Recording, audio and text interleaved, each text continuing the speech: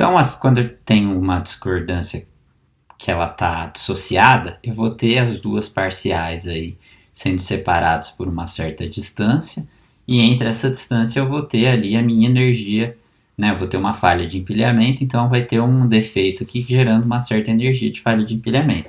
Então a gente pode entender essa separação entre as duas discordâncias parciais da seguinte maneira. Essas duas linhas de discordância, seja ela em cunha ou seja ela em hélice, elas vão ter caráter muito similares, né? Seria como se a gente pensasse que essa aqui é meia discordância em cunha, essa é meia discordância em cunha, por exemplo. Tá? Não é exatamente isso. Se a gente analisar exatamente o vetor de Burgers da decomposição, a gente vai ver que o caráter muda um pouquinho, mas essas duas discordâncias são de caráter muito similares. Então, como elas têm esse caráter similar, elas vão querer se repelir uma em relação à outra. Mas, por um outro lado, quanto mais longe elas estiverem, mais defeito, né, maior vai ser essa falha de empilhamento que a gente vai ter aqui no meio. Então, eu vou ter, por um outro lado, uma força de atração aí operando entre elas, no sentido de eliminar essa energia de falha de empilhamento. Então, se a gente fizer um equilíbrio entre essas forças, a gente chega que existe uma distância de equilíbrio. Para a discordância em cunha, essa aqui seria a solução. Para uma discordância em hélice, seria uma solução um pouco diferente, né? As constantes aqui mudariam, mas essa relação aqui, que a distância entre elas se manteria inversamente proporcional à energia de falha de empilhamento. Então, isso é uma conclusão muito importante que a gente tira dessa análise, que quanto menor a energia de falha de empilhamento, mais separadas vão estar essas discordâncias. Isso vai ser muito importante para a gente entender o comportamento mecânico desses materiais CFC que a gente vai ver mais para frente. Tá? Então guardem bem essa relação, que isso vai fazer com que o comportamento mecânico de um material com baixa energia de falha de empilhamento seja muito diferente do comportamento mecânico de um material com alta energia de falha de empilhamento. Vamos entender então como que se dá esse escorregamento da linha de discordância quando ela está dissociada. Então a gente viu que o plano 111, plano de escorregamento, vai ter essa estrutura aqui, né, compacta, e a gente pode imaginar que essas regiões aqui onde eles se encontram, eles vão ser do tipo B ou do tipo C. Como assim? Vamos pensar que esse plano aqui atômico ele é do tipo A, né? A gente tem empilhamento A, B, C no CFC. Se eu olhar um plano abaixo desse plano do tipo A, eu vou ter um plano com empilhamento tipo C. Então, seria como se os átomos estivessem colocados nessas junções aqui dos átomos marcados por C. Então, esse aqui seria um plano 1 abaixo e um plano 1 acima seria do tipo B, né? Então, de novo, aquela ideia que eles não vão estar alinhados, né? Então, dá para ver bem nessa figura aqui. Então, quando a minha linha de discordância passar por uma região, vamos pensar que ela está passando aqui nesse plano C, que está acima aqui, né, abaixo desse plano A, desculpa. Esse átomo que está aqui, quando essa linha de discordância passar, ele vai querer se mover para essa outra posição. Vamos supor que esse aqui é o vetor de Burgers, né? Então, essa discordância ela pode pular para essa posição seguindo esse caminho, que seria metade, né? Seguindo esse caminho, que seria o A sobre 2 do 110, por exemplo. Então, vamos pensar aqui nesse plano de escorregamento. Ou, alternativamente, ela pode primeiro pular para a posição B, ou seja, ela pode andar A sobre 6 de 1, 2, 1, e depois andar A sobre 6 de 2, 1, 1. Né? Exatamente esse o caminho que ele vai estar percorrendo quando passa a primeira parcial. Então, percebe de novo, a gente está ligando um ponto que não é da rede com outro ponto que não é da rede. E depois, quando essa discordância, a segunda discordância parcial de Shockley passa, ele vai sair desse ponto e chegar nesse ponto do lado de lá. Então, com a segunda parcial passando. Percebe que a soma desses dois vetores dá a minha discordância completa aqui. Dá para perceber que a barreira energética aqui ela é menor, né, para a discordância pular daqui para cá. Seria como se ela estivesse andando entre os vales, aqui pensando num modelo de esfera rígida. Aqui ela ia ter que subir em cima desse outro átomo aqui. Essa barreira seria maior. Então, é fácil a gente ver aqui de uma maneira qualitativa porque que a discordância vai preferir escorregar indo primeiro para a posição B, depois para a posição C, mesmo que isso gere uma falha de empilhamento entre a primeira parcial e a segunda parcial, né?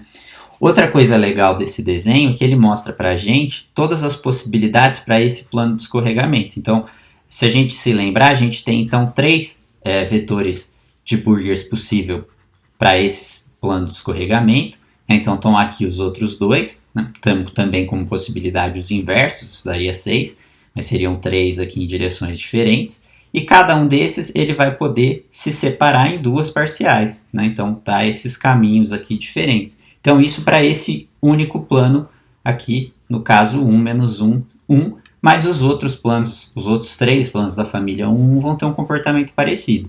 Então, percebe que essa discordância pode se dissociar nessas 2 parciais, né? E uma parcial desse tipo também vai estar presente nessa linha de discordância aqui, ó, invertida, né? O mesmo aqui, o mesmo aqui.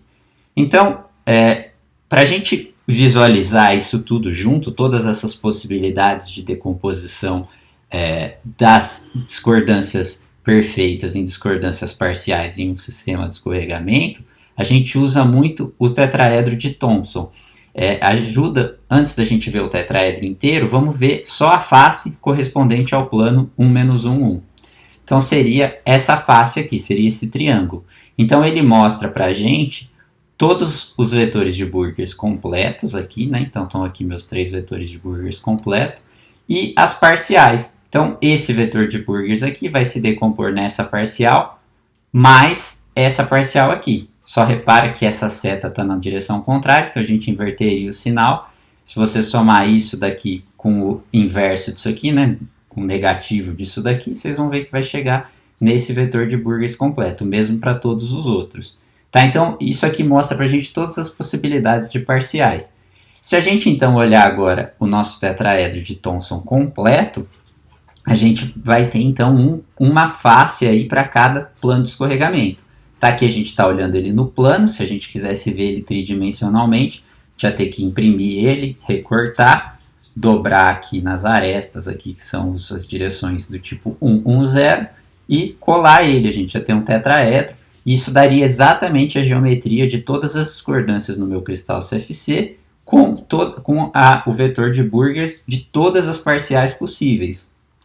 Tá? Então percebe que esse plano de escorregamento beta aqui, que seria o 1 menos 1, 1, ele está contrário ao ponto B. Então a gente usa também muito esse tetraedro aqui para visualizar as reações de dissociação possíveis. A gente usa ele para ver os sistemas de escorregamento possíveis, usa muito para representar discordâncias, reações de discordância. É muito útil para a gente visualizar qualquer coisa que esteja acontecendo entre discordâncias no CFC.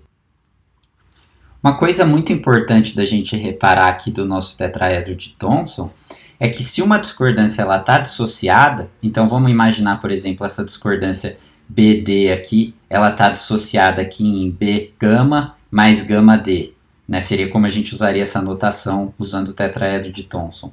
Percebe que a discordância B gama gama D, ela só pode existir aqui nesse plano menos 1, 1.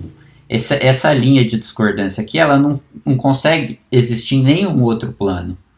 Isso gera uma propriedade extremamente importante das discordâncias dissociadas, que é a incapacidade delas de realizar deslizamento cruzado. A gente viu então que só as linhas de discordância em hélice conseguiam fazer deslizamento cruzado, mas se ela estiver dissociada e ela quiser fazer o cross-slip, ela primeiro vai ter que se restringir de volta, ou seja, ela vai ter que gastar uma energia se tornando uma discordância perfeita, fazer o cross-slip, e aí ela pode se dissociar, por exemplo, no outro plano. Se for essa linha de discordância, ela vai poder fazer o cross-slip desse plano aqui, menos 1, 1, 1, para o plano 1, 1, 1. Percebe que o tetraedro de Thomson mostra isso para a gente bem claramente. Aí nesse outro plano, ela vai poder se dissociar nessas 2 parciais aqui.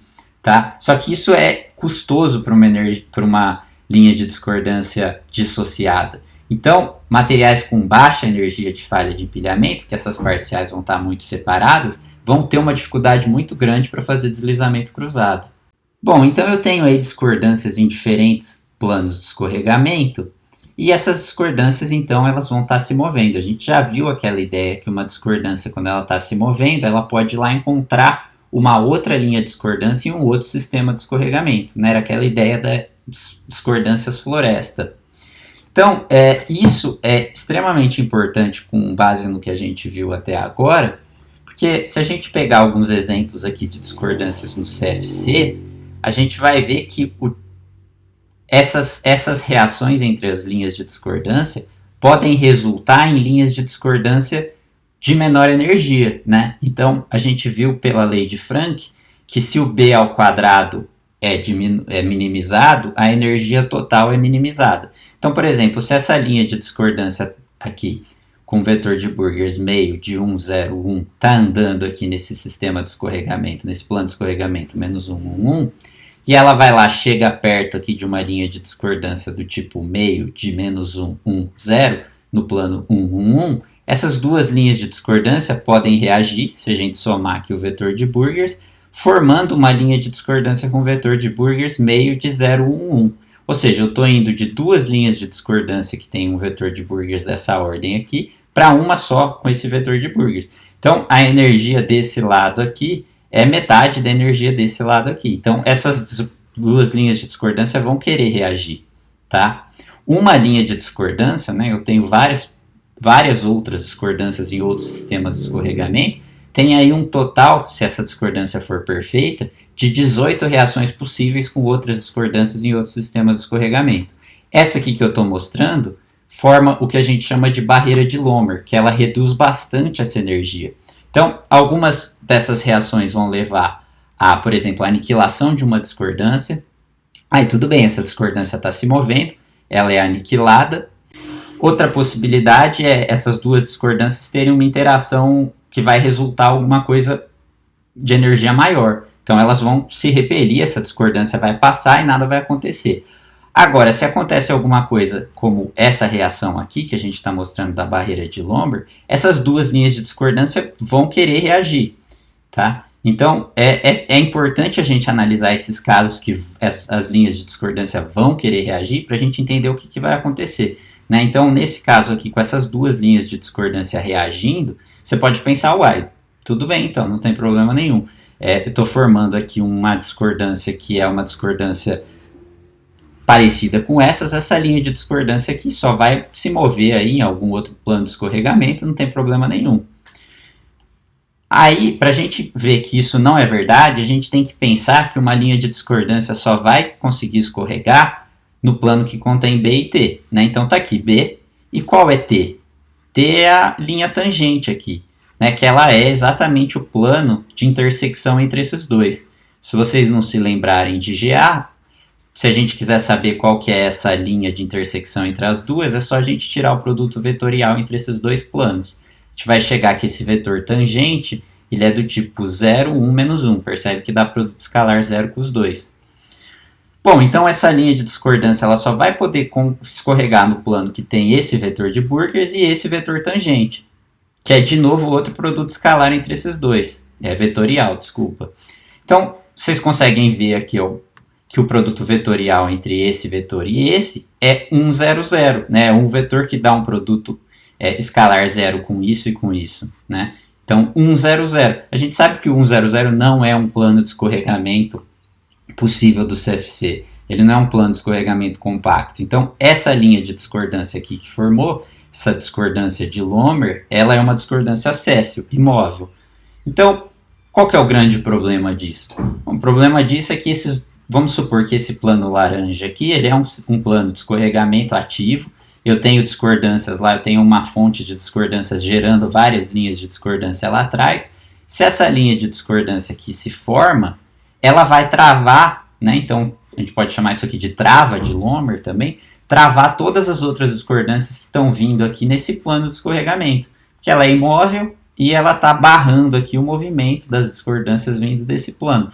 Então, se uma outra linha de discordância estiver vindo aqui atrás, ela vai ter que ou fazer um cross slip fora do plano, ou ela vai ter que fazer escalagem, ela vai ter que mover fora desse plano de escorregamento para ela conseguir passar dessa barreira de Lomer. Então, na medida que a gente vai gerando mais discordâncias e essas discordâncias vão reagindo entre si, pode ser que elas se eliminem, mas em alguns casos essas barreiras ou travas vão se formar. Essas barreiras ou travas vão fazendo com que a deformação vai ficando progressivamente mais difícil, que é o encruamento que a gente vai falar num vídeo futuro. Tá? Então, essas barreiras são extremamente importantes para o encruamento. Então, além das barreiras dessa barreira de Lomer, o problema vai ser pior ainda se essas discordâncias estiverem dissociadas. Então, com as discordâncias dissociadas, eu dobro o número de possibilidades de reação. Então, cada linha de discordância parcial aí vai ter 36 reações possíveis. E, dentre essas 36, tem um tipo que é o que forma as barreiras de Lomer-Cottrell, que seria algo mais ou menos desse tipo aqui. Então, uma discordância de 1/6 de -1, 2, 1, mais 1/6 de 1, menos 1, 2, gerando 1/6 de 0, 1, 1. Em termos de B quadrado, a gente vai sair aqui de A ao quadrado sobre 6, duas discordâncias com A ao quadrado sobre 6, ou seja, desse lado aqui A ao quadrado sobre 3, e vai cair para A ao quadrado sobre 18. Então, essa reação aqui vai diminuir muito a energia. Então, vai ser uma trava muito estável, essa trava de Lomer-Cottrell. Além disso, essas discordâncias estão dissociadas aqui numa área, essas linhas de essa trava aqui de Lomer-Cottrell, ela é muito eficiente para barrar a movimentação de discordância. Então, quando a gente tem um material com baixa energia de falha de empilhamento, que essas linhas de discordância vão estar bem dissociadas, vai ser muito difícil a gente quebrar uma barreira de Lomer-Cottrell. O que seria quebrar essa barreira? Seria, ou a discordância fazer cross-slip, mas isso é muito difícil para linhas de discordância dissociadas, que nem a gente já falou, e para a gente fazer essa reação inversa também eu teria que gastar muita energia. Então, materiais com energia de falha de empilhamento baixa, eles vão formar barreiras muito eficientes e, portanto, eles vão sofrer muito encruamento.